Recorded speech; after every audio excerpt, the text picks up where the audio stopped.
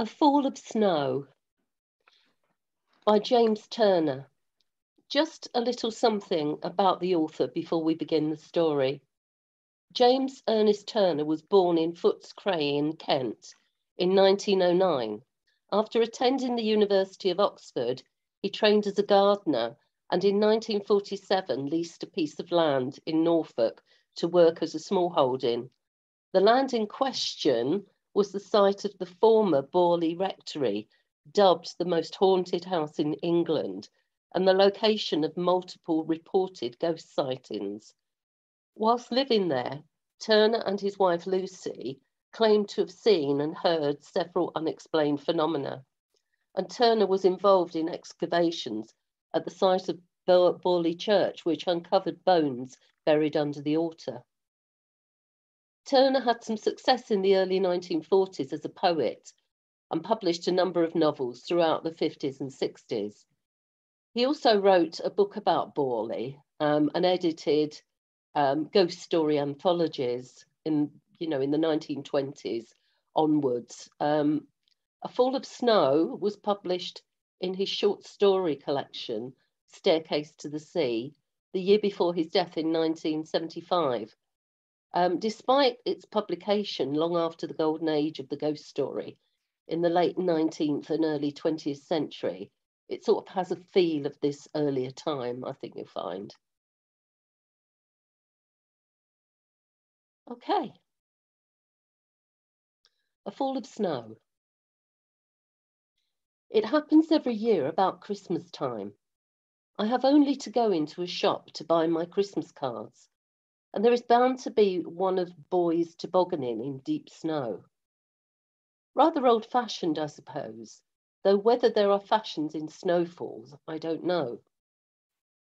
Nevertheless, to me, these cards bring it all back. There is generally a farmhouse in the background, an open gate with a robin in his crimson winter coat, great swags of snow on the hedgerows. In the centre of the picture, these two boys are flying downhill, waving their hands, their faces red like apples. Of course, it is an idealised sort of Dickensian picture. For one thing, I'm certain. The boys careering downhill in the picture would never have had the time to wave. They would have been clinging too tightly to the toboggan. Further, it is an ideal Christmas picture, at least for my part of the country, Cornwall, where we rarely get enough snow to make a snowman, let alone toboggan. There had only been 1 year since I've lived in Cornwall when the snow was so thick that I was able actually to go onto the beach in the bay near my home and make a snowball and throw it into the sea. It was 1963, that very bad winter, and what I did must, I feel, be some sort of record. So that these kind of Christmassy pictures are pleasant enough to send to a friend, but scarcely real. Yet what I remember when I see a card is that it did once happen to me. It did once become very real indeed. And the two boys in that faraway real picture are David, my cousin, and myself. Of course, it is not so much the picture of two boys tobogganing that causes me, even today, to shiver slightly. It is the nature of fear itself. For fear is a very odd thing. I mean that now, today, when I'm so much older, I'm not in the least afraid of snow. It's merely a nuisance which has to be cleared away from the front door. It means cold weather, which I can't abide. Yet I'm still afraid of what happened so long ago in that snowfall in East Anglia. But then, that Christmas of 1922, when my uncle invited me to spend the holiday at his home near Orford in Suffolk, snow was very much a novelty to me. It is difficult to explain exactly. Most childhood fears are when you look back at them from middle age. But when I remember that fear each year, I can only explain it by saying that something was waiting for me behind that snowstorm. Was it, I've often wondered, because I was 15 and young for my age? Was it because snow was so great a novelty to me, whereas to David, who lived all year in East Anglia and therefore knew the land as well as being used to snow, nothing happened? It really began when I arrived at my uncle's house.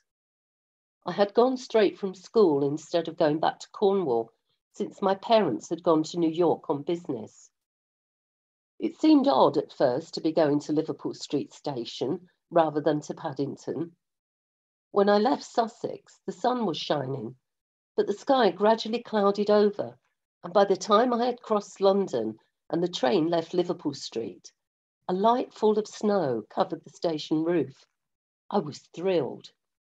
If snow did come in any quantity, this was going to be a Christmas to remember. My uncle's car was waiting for me at Ipswich. I felt very grand being whisked through the town and into the lanes, through Woodbridge and past the lonely farmhouses towards Orford. Although this was Christmas week, no one else but me and the chauffeur seemed to be about in that desolate landscape until we passed the old and secret wood of Staverton, where St Edmund is reputed to have been martyred by the Danes.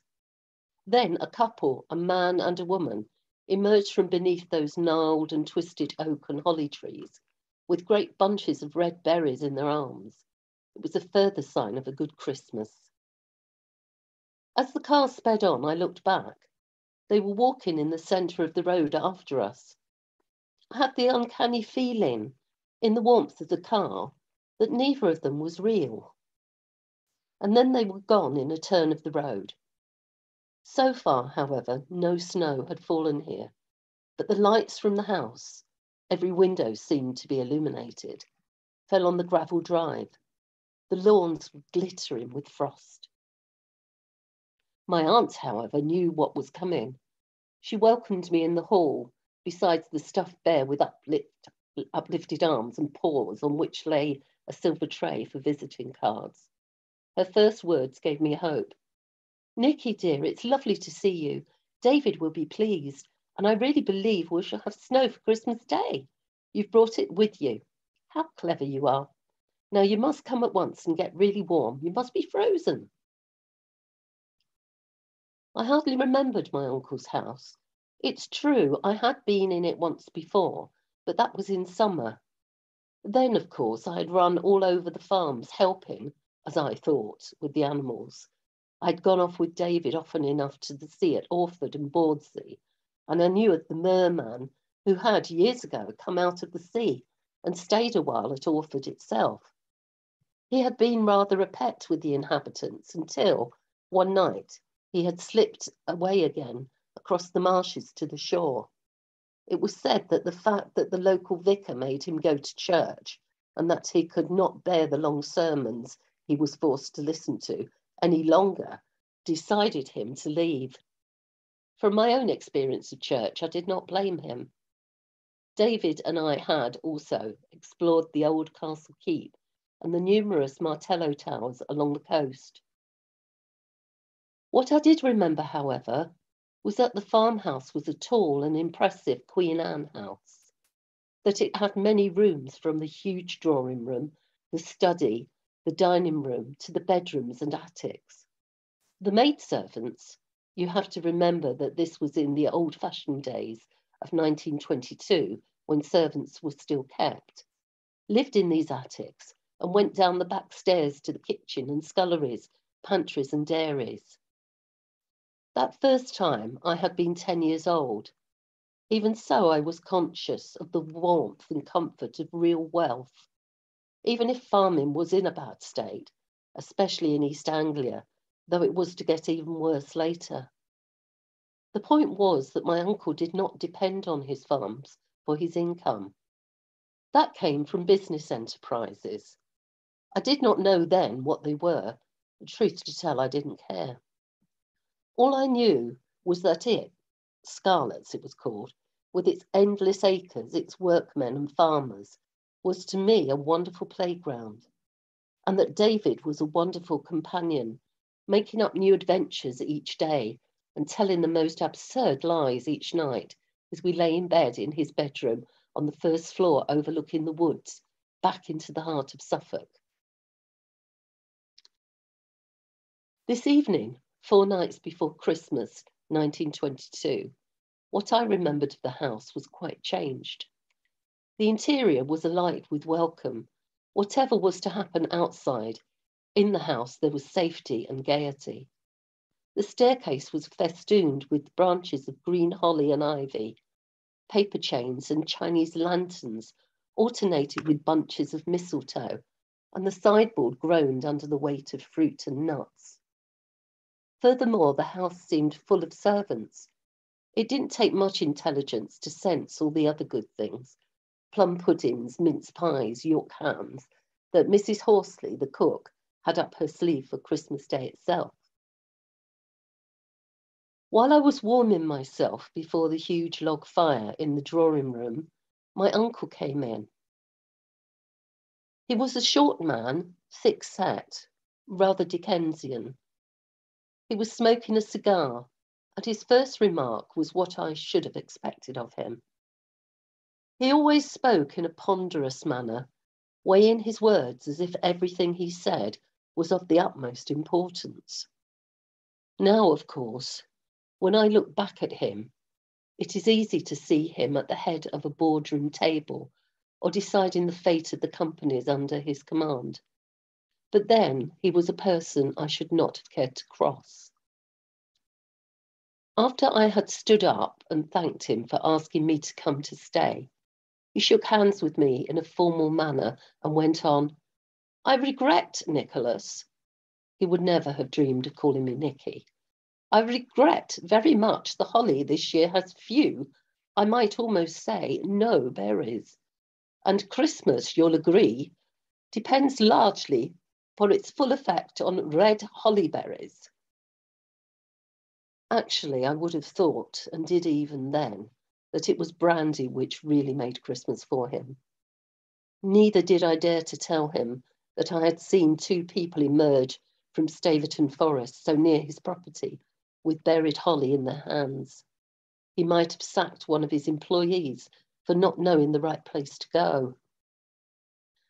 "And snow, Uncle," I exclaimed, catching sight of my cousin David coming down the stairs. "It was snowing a little in London. Surely it will come this way soon." "Your aunt," my uncle said, "who knows all about winds and weather, seems to think it will. She's making preparations for it too." And with that, he walked out of the room and, no doubt thinking that he had done all that could be expected of him towards a nephew of 15, shut himself into his study. I suppose it was just after 11 that we went to bed that first night. I was to sleep in David's room. We were hardly undressed when he said excitedly, "You on, Nick?" I had no idea what he was talking about, but I was not going to show myself a coward in front of him. "Yes, of course. But what do you mean?" "You haven't been here at Christmas before, have you? Well, we're going to raid the servants, the young ones at least." He was laughing and rolling up one long football stocking into a ball and thrusting it into the foot of another, making a fairly soft, primitive club. "But you might hurt someone with that," I said. "Nonsense, Nick." He threw the club across the bed to me. "It will only give them a fright, couldn't hurt them." He smiled in what I thought was a rather nasty manner and brought his wadded stocking down with a thump on the bed. "We do this every year," he went on. "What's more, they'll be expecting us. And there's generally some chap from school staying. None of them could come this year, though." I felt his contempt for me as a substitute. He banged the waddy, as he called it, down on the bed again. He laughed once more. "We'll have to be careful we don't get hurt ourselves." Although it seemed silly to me, I followed him on to the dark landing. He flashed a torch, ran up the attic stairs silently, and stood outside the second door on the right of the corridor. "We don't have to worry about old Horsley, the cook. She's snoring her head off at the end of the corridor. Anyway, she never wakes up." He turned to me and whispered, "We'll burst in, and run straight across the room, lashing out with our waddies, and then out again like a whirlwind. Don't waste any time once we're inside. I stood shivering outside the door in pyjamas and dressing gown, excited at the adventure and wrought up by David's mood. As he burst open the door, the light went on. Far from us just running across the room, delivering a few well-aimed blows and out again, we were taken entirely by surprise. The maids were waiting for us. But so great was our impetus that we were amongst the three of them before we could stop. The noise of laughter and David's war whoops must have been terrific. I felt my club wrenched from my hand. I was tripped and fell across the bed. The lights suddenly went out, and I felt myself firmly held down. I had no idea what had happened to David or what was to happen to me.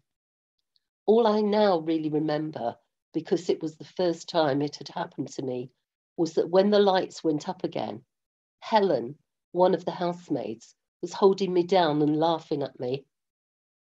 I was vaguely aware of my uncle shouting at us from below to be quiet. I tried to get up from Helen's bed, but I was too firmly held. Indeed, this was David's error of tactics. He forgot that all the maids had to do was to get hold of our arms, and we would be helpless to wield our weapons. "Oh no, Master Nicholas," Helen was saying, as I heard my uncle roar again. "You've lost the battle and you'll have to pay, like this." I felt her hot lips on mine. She kissed me 3 times before she released me. Sweet, gentle kisses. "Now go," she said, taking away the lovely warmth of her arms, "and happy Christmas to you." I remember I ran out of their bedroom between the other 2 beds, with all of them laughing, my face burning. The whole episode, it shows you the kind of escapade David got up to, had hardly taken more than 10 minutes. Nevertheless, even now, I cannot forget Helen's face that night and the warmth of her kisses. Perhaps I would have forgotten if the snow had not come. And while we were asleep, it did come. No one heard it, no one was kept awake by its coming. But when I looked out of the bedroom window before dressing to go down to breakfast, there it was. The miracle which had begun at Liverpool Street Station was now clear to us all.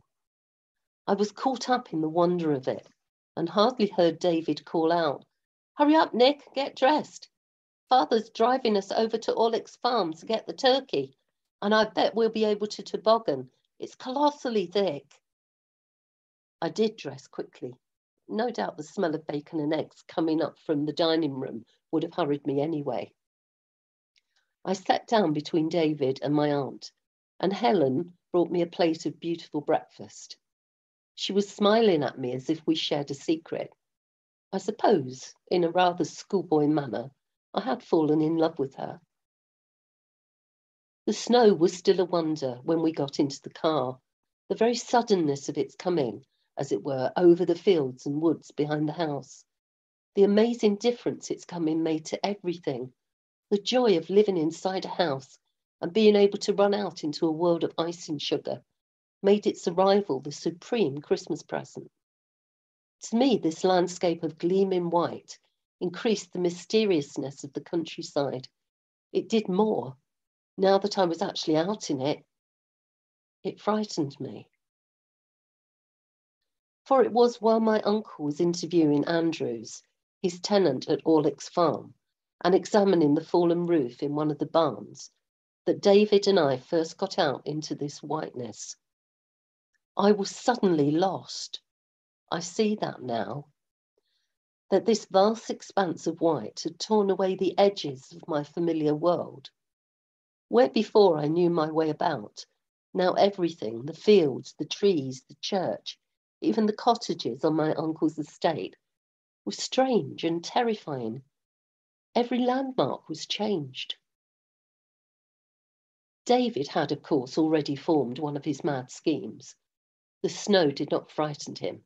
He saw nothing at all strange in it.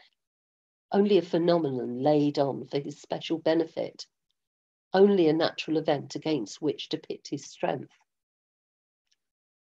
He had the idea of pulling out into the untrodden snow the top half of a pigsty door and converting it into a toboggan. I went to help him lift it to where the field began to slope downward to the valley below. Nothing could have made me tell him of my fears. In fact, I was rather proud that he considered me capable of helping him. The battle we had lost the night before was never mentioned. "You sit in front, Nick," he said, throwing himself in a professional manner, full length at the back. "I'll steer. I'm an expert at it." Even as I did what he told me, I recalled how, last night, as we stood outside the maid's door, his confidence had led him into error. Our craft, imbued all at once with a life of its own, sprang across the snow silently and with gathering speed. For one crazy moment it turned and twisted like a top until, either under its own weight or David's feet, it righted its course. We shot downhill at what seemed to me a terrific speed. We were alone, cruising on a white sea, a vast opalescent ocean with land before us in the shape of a gate opening between two ends of a hedge. Cold air was tearing into my lungs. My whole body was ecstatic with the cold and the fright of speed. I frantically grasped the iron ring used to open the door when it was in place. In a mad dream of pleasure and terror, I heard David's voice giving the command as if it were from the bridge. "I'm going to steer through the gate. Don't move. Hold on and keep your feet in." The sun, low over the approaching hedge, was burning with one great eye at me. The frail craft that we were adrift upon tore across the snow and, with an immense surge of power, drilled its way through the hedge opening, through the massive banks of hedge snow. Shooting up the far hill, it came to a stop. It was then that I felt the pain in my leg and the terror in my mind. Of the two, the terror was the worse. I bit back a cry. David was already off the wooden door and preparing to drag it back up the hill for a second ride. He looked at me where I was still lying in the snow. "Hey," he said contemptuously, "get up, Nick. Help me pull this thing to the top again. I'll show you something even better." I was astonished that he could be so calm, that he made no reference to what I had seen, for surely he must have seen it too. "I can't, David," I said. "I'm afraid I can't. It's my leg. Something happened when we shot through the gate." For one brief moment, I saw the look of anger on his face, and then, either from the sight of so much blood on the snow, or because of the sharpness of the pain, I fainted. I gather, because David told me afterwards, that I called out to him, "Get help for Helen. She's by the gate." I don't remember being taken back to my uncle's house. David told me that they, my uncle and Andrews from the farm, carried me to the car. And it turned out that I had not broken my leg after all.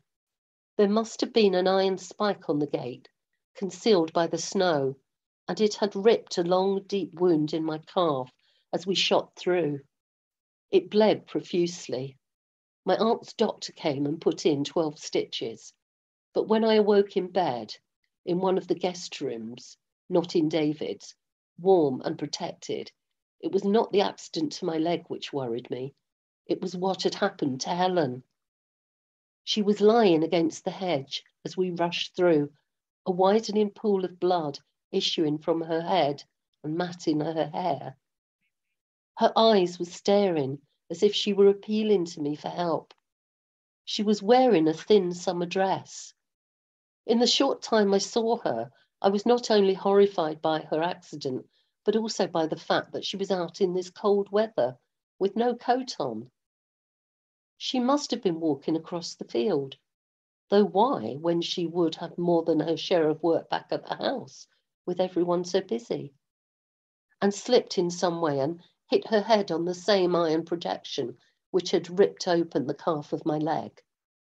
She, like me, would have fainted from loss of blood, but now here in bed, I knew with a certainty I could not deny that Helen was dead, that help did not come in time to save her. I had expected something horrible to happen. I was convinced that this miracle of snow, which had so excited me when I could look at it from the house or the car, was malevolent. The unnaturalness of it, to one who was not used to it, was frightening. It, the snow, did not want me out in it. I was uneasy the moment I went into it with David. Unlike him, I was not master of every situation, nor was I able, as he was, to create situations which I could command. He would never have felt that something was hidden in all this obscuring white blanket, suffocating, waiting to rush out at him in the same way that an open door at the head of a dark staircase may conceal something ready to spring out at your approach. I can explain it no other way, but from the second the toboggan began to rush downhill, I saw the features of this threat rushing up to meet me as I was rushing to meet it. And then there was no stopping.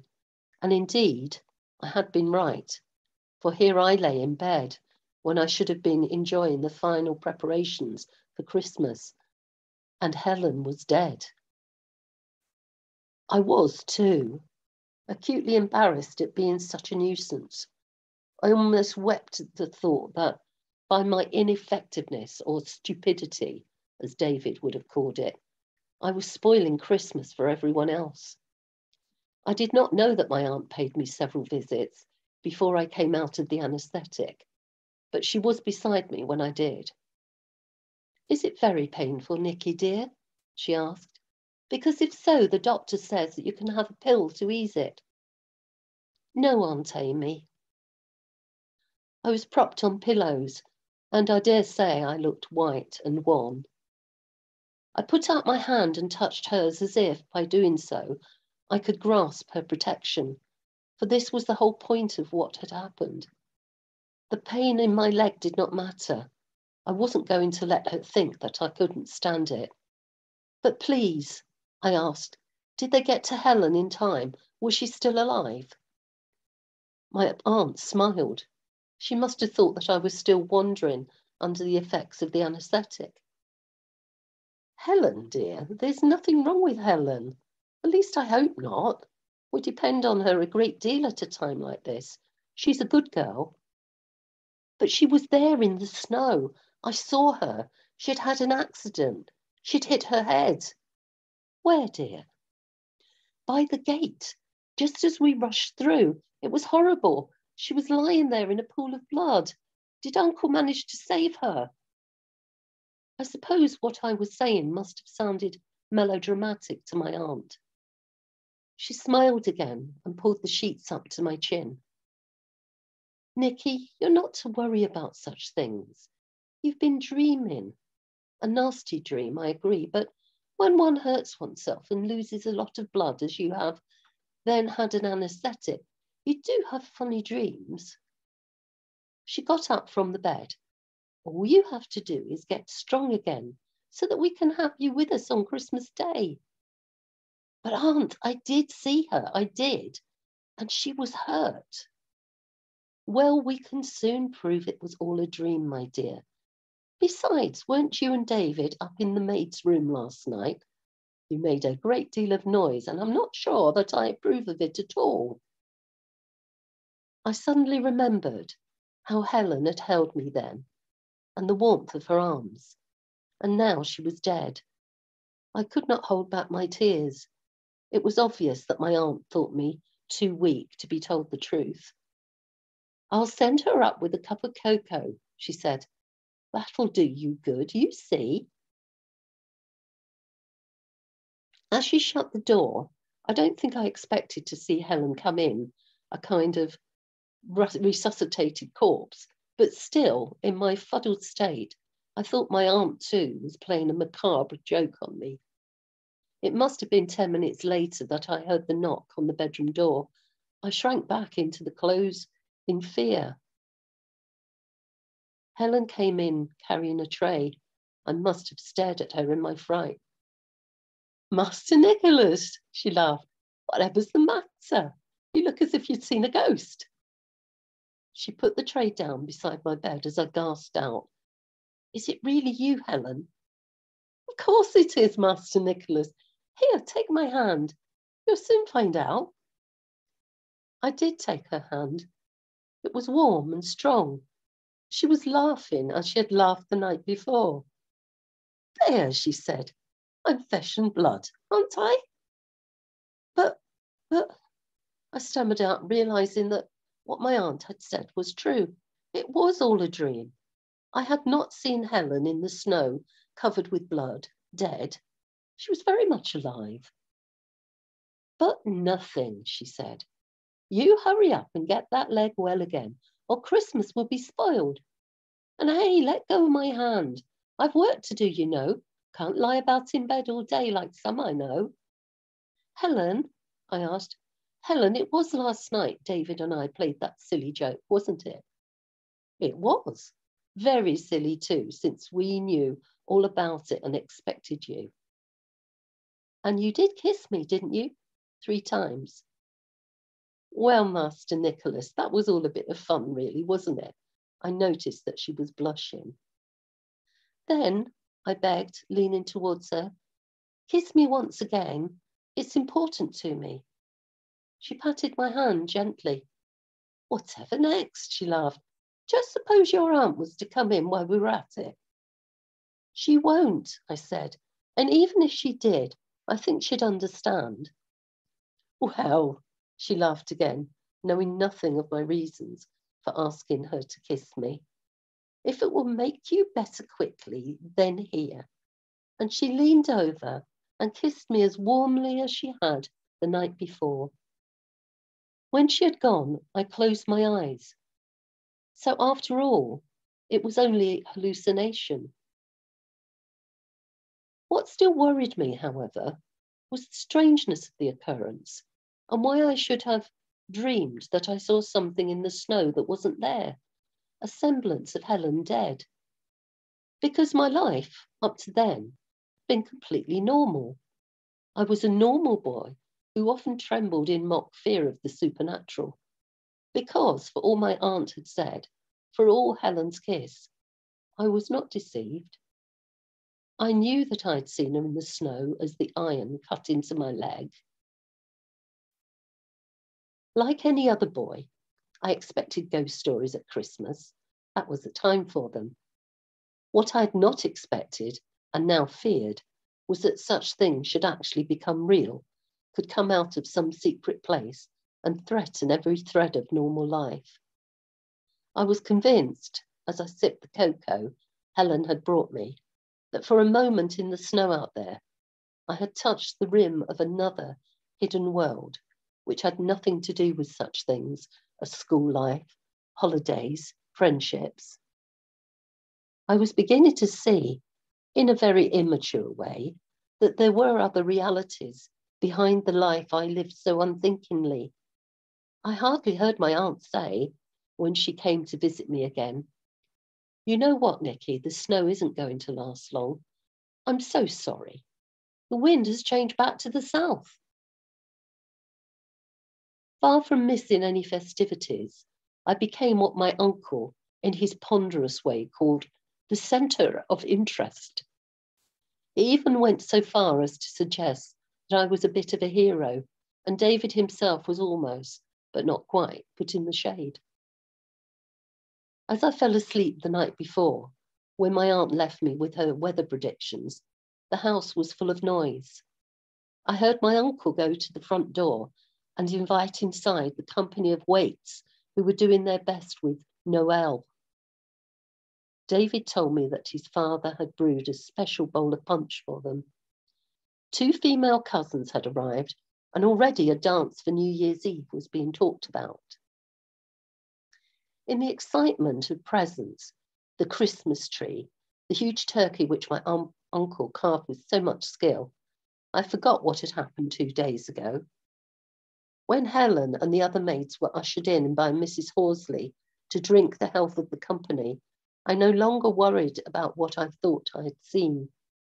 Time, as always on Christmas Day when I was young, passed so swiftly that I hardly noticed it. Almost before I realised it, my aunt was ordering me back to bed. My uncle and David carried me upstairs.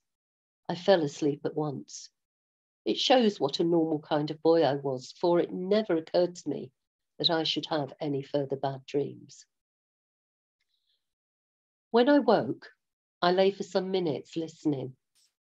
Something was beating against the window panes. I was conscious too that something was missing, yet at the same time, I was filled with an amazing, overwhelming happiness. I looked at the chest of drawers where the presents I had been given were spread out like a shop window. But the explanation of my happiness was not there. It was some greater miracle. I got up and with great care put my injured leg to the floor. I could walk haltingly, clutching the edge of the table. I drew myself to the window. I caught my breath at the sight which met my eyes, for, magically it seemed, the snow had disappeared, and the noise I had heard was rain. A warm wind was blowing, and everything, the stables, the church, the chimney pots of the cottages, the trees themselves, was clearly outlined under the dawn light. My aunt had been right. As if someone had pulled off a white dust sheet from a room full of furniture, the countryside was again visible. Now there was nowhere for anything to lurk, no spot so obscured by snow that it could hold a threat. Once again, the world was familiar and safe. I pulled up at the window and leaned out into the warm rain, which you sometimes get in late December. I watched a curl of smoke rise from a cottage chimney. Someone had lighted a fire. Christmas, when nothing really bad could happen, had even defeated the snow itself. By the middle of January, I was back in Cornwall. I spent the next 2 Christmases with my parents, who had returned from the States. In fact, one Christmas day it was so warm that I bathed in Trianon Bay just below our house. I hardly remember the contrast from the Christmas of 1922. Now it was the summer term of 1924. I was beginning to enjoy school and had recently been made a prefect. Probably as I was 17 and already thinking of following David to Oxford, not before time. I think it was a Thursday in the middle of July when Thompson, the head of my house and a great friend, called out to me as we passed in the long study corridor. "See, your uncle's got his name in the Telegraph." "What do you mean?" "Well," he laughed and walked on, "seems that he's been killing off his maids." I ran to the papers, which were always laid out on a table in the common room. There it was on the front page. I recognised the picture at once. I had seen it before, though then snow covered that particular field. And although the photograph did not show much of her face, I knew at once that it was Helen. I recognised the summer dress she was wearing as she lay beside the gate. In death, she was that small, woebegone figure I had seen in the snow over 2 years ago. "The body of Helen Simpson," I read, unable to repress my shivering, holding on to the table tightly, so vivid were the pictures of what I had once seen in the snow. A maidservant in the household of Sir Thomas May, the financier, was found at about 11 o'clock yesterday morning beside a gate at Orlick's farm, owned by Sir Thomas, by his tenant, Mr. James Andrews. A farmhand, assumed to be her lover, has been arrested and charged with her murder. The police are anxious to interview a boy of about 15, whom Mr. Andrews said ran off as he approached the body of the girl. Good night, everybody.